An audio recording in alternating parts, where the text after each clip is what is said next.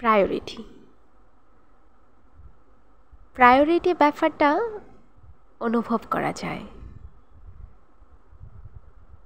কে আপনাকে কতটুকু গুরুত্ব দিচ্ছে সেটা আপনি বুঝতে পারবেন। আপনাকে কাছে পাওয়ার খুশি বা আপনার সাথে কথা বলার উচ্ছ্বাস কতটুকু, আপনি সেটা কারো চোখের দিকে তাকালেই টের পাবেন। কেউ আপনাকে অবহেলা কিংবা অপছন্দ করলে সেটাও আপনি তার চোখে দেখতে পাবেন। আসলে কি জানেন, সব কিছু মুখে বলতে হয় না, ব্যবহারে অনেক কিছু বোঝা যায়।